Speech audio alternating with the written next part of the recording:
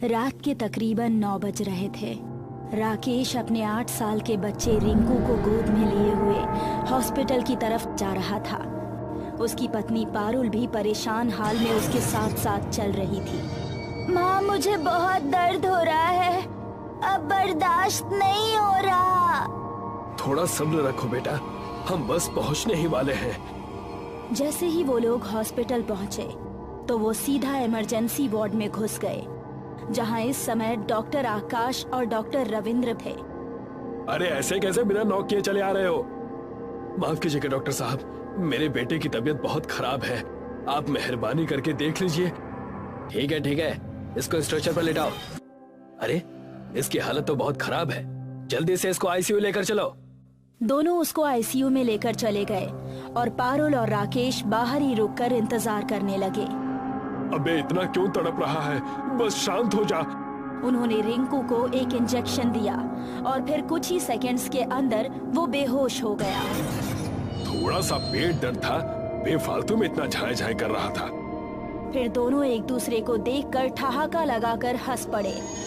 अरे हमारा तो फायदा ही है, इसकी किडनी निकाल लेते हैं। निकाल तो लेंगे, लेकिन इसके माँ बाप से क्या कहेंगे? अरे कहना क्या है, कह देंगे कि इसको पेट में इन्फेक्शन था, उसी को निकालने के लिए हमें ऑपरेशन करना पड़ा। गांव के जाहिल लोग हैं, इन्हें तो जैसे चाहो बेवकूफ बना सकते हैं। ये कहकर उसने अपने हाथ में ब्लेड उठाया और मोंटू के पेट पर रखा। तभी अचानक से लाइट चली गई। अरे ये लाइट को क्या हुआ? अगले ही पल उसको महसूस हुआ कि बेड पर कुछ हलचल हो रही है और फिर अचानक से लाइट वापस आ गई। पता नहीं इसमें क्या हो गया था। ये बोलकर दोनों ने देखा कि रिंकू के जगह एक बहुत ही भयानक आदमी स्ट्रेचर पर लेटा हुआ था और रिंकू दूसरे बेड पर पहुंच चुका था। दोनों की आंखें खौफ से फटी रह गई। उनके हाथ से ब्लेड छूटकर जमीन पर गिर गया। उस भयानक आदमी ने आकाश का गला पकड़ लिया और दूसरे हाथ से उसने सर्जिकल ब्लेड उठाकर आकाश की आंख में गाड़ दिया। ये देखकर डॉक्टर रविंद्र चिल्लाते हुए दरवाजे की तरफ भागा। तभी दरवाजे के सामने एक तकरीबन 8 साल की बहुत ही भयानक दिखने वाली एक बच्ची आकर खड़ी हो गई। उस बच्ची के हाथ में भी एक सर्जिकल ब्लेड था। उसने ब्लेड रविंद्र के पेट पर दे मारा। बाहर खड़े राकेश और पारुल को उनकी चीखें सुनाई दी और अंदर जाकर उन्होंने देखा तो उनकी आंखें खुली की खुली रह गई। सामने दोनों डॉक्टर की लाशें पड़ी थी और रिंकू एकदम सही सलामत उनके सामने था। उन्होंने रिंकू को साथ लिया और फौरन अपने घर लौट गए। अगले दिन जब हॉस्पिटल खुला तो 2 डॉक्टर को मरा हुआ पाकर हॉस्पिटल में अफरा तफरी मच गई। उन दोनों डॉक्टर की लाशों के पास एक कागज का टुकड़ा पड़ा हुआ था जिस पर भाईजान लिखा हुआ था। ये नाम देखते ही डॉक्टर त्रिवेदी की आंखों में खौफ नजर आने लगा। उसने उसी टाइम डॉक्टर उमंग को कॉल लगाकर उनकी मौत की खबर दी। ये तुम क्या कह रहे हो? कैसे हुआ ये सब? जब उनकी मौत हुई तब वो दोनों एक बच्चे के साथ में आईसीयू में थे। बच्चा बेहोश था, लेकिन एक बात बहुत ही ज्यादा चौंकाने वाली है। तो बोलते क्यों नहीं हो? क्या बात है? उन दोनों की लाशों के पास एक कागज का टुकड़ा मिला है जिस पर भाईजान लिखा हुआ है। क्या? ये नाम सुनते ही न जाने क्यों उमंग की भी हालत खराब हो गई। क्या हुआ जी? आप इतने परेशान क्यों लग रहे हैं? कुछ नहीं, तुम बस अभी के अभी मेरे साथ चलो। अरे पर बात क्या है, ऐसे अचानक?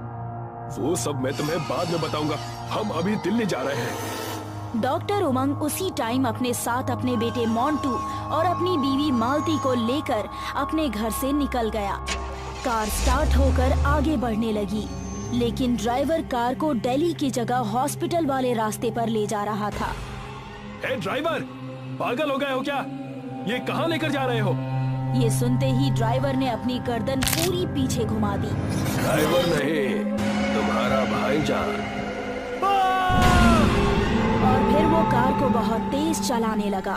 अगले कुछ ही मिनटों में कार हॉस्पिटल के सामने खड़ी थी।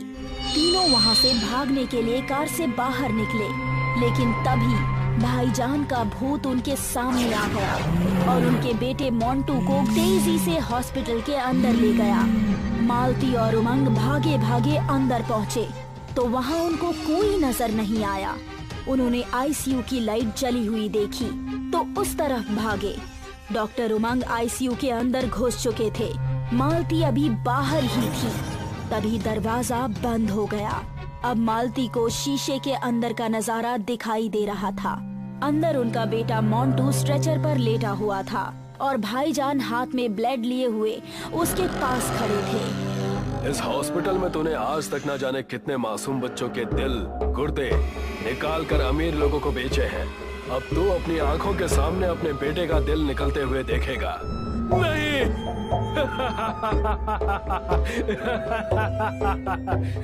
बाहर मालती भी अपने बेटे को खतरे में देखकर बहुत ज्यादा डर चुकी थी। उसने देखा कि आईसीयू वार्ड में एक खिड़की है जिसके जरिए वो अंदर जा सकती है।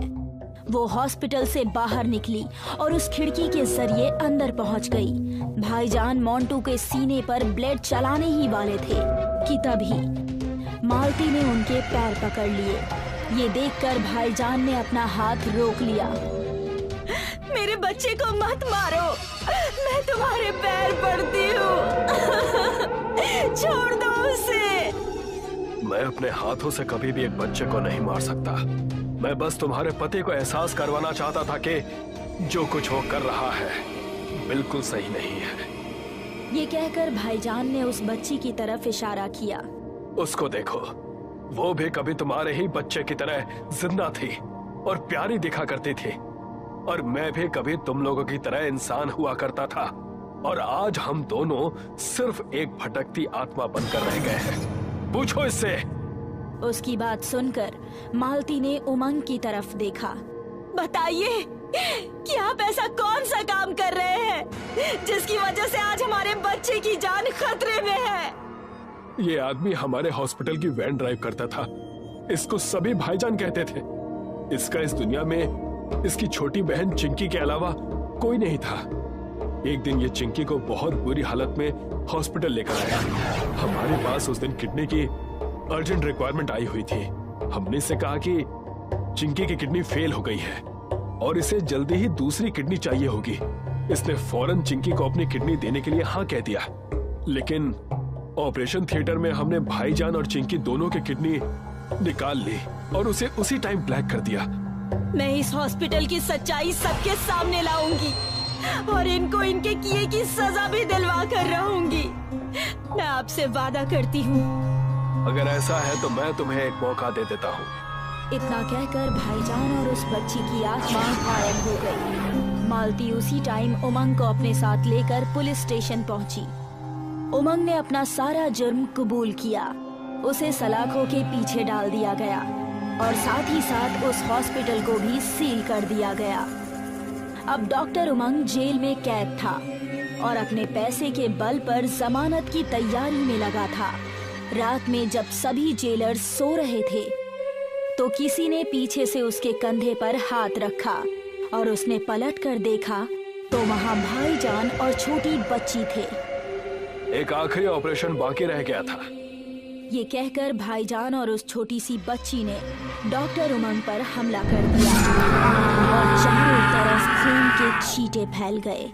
उसकी एक आखिरी चीख जेल के अंदर गूंज कर रह गई।